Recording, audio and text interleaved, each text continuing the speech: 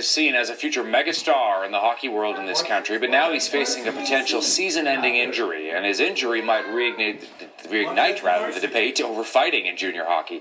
McDavid had to leave last night's game after injuring his hand in a fight. He's a forward with the Erie Otters and widely expected to be picked first overall in next year's NHL draft. His coach says no team wants to lose its star player to something like this.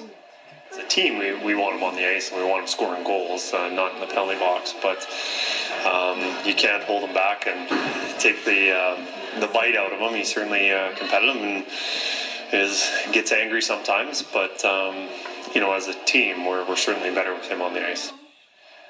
And we can tell you that the 17-year-old is going to be seeing a hand specialist today to see just how serious the injury is. Let's go to our studios in Montreal, though, for a bit more context on this. Marcy Dimichele is a writer and editor with the HockeyWriters.com. It's an online publication that features analysis, editorial opinion, and behind-the-scenes look at what's going on in the NHL. So, Marcy, I want to get your take on this. Presumed to be the #1 draft pick, how is this injury going to impact his career?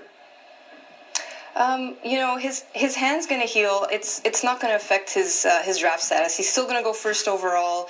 The only thing that might be an issue here is his participation in the World Junior Hockey Championships. Obviously, it's a disappointment if he's not able to be there. Canada hasn't won gold in a long time. He was going to be a big part of that team, but sometimes these things happen. There's not much we can do about it now. What about the Otters, his team? Think they're going to play differently without him? Well, obviously, when you take a player like that out of your lineup, it's going to affect you. I mean, he already has 50 points so far this season, so it's going to affect their lineup from top to bottom. But they're still a good team. Talk to us about the injury and how common it is to see this sort of thing in hockey.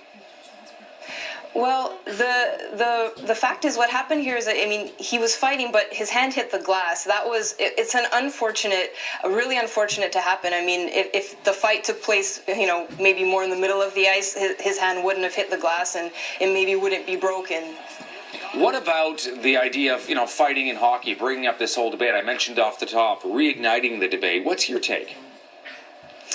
Well, fighting's been a part of the game for a long time, and obviously a situation like this, those who don't like fighting, they're going to look at this, they're going to say, well, look what happened to Connor McDavid now. Now he's going to miss part of the season. He might miss the World Juniors. There's no place for fighting. But a lot of people in the game will tell you that it is a big part of the game. It's an emotional sport. Things happen in the heat of the moment. He wasn't really thinking out there, but it's an emotional game, and fighting, it's a big part of that. Answer me this. How do you think this is going to play out now? In terms of his career? For him, his own personal career. Well, you know what? There are a lot of teams who are going to look at this and they're going to say, this kid, he doesn't just score goals, but he's also tough, he's physical, he fights. That can actually be a benefit to him in the future, because they'll look at him and they'll say, well, he's not going to shy away from physicality, he's not going to shy away from contact, but he's just going to get in there and do what it takes to win. And, you want to see that from your best players, that they're willing to do whatever it takes. Marcy Dimichele coming to us from Montreal with her take on this story. Connor McDavid injured. Thanks for this. Thank you so much. Last year's flooding in Alberta has revealed an ancient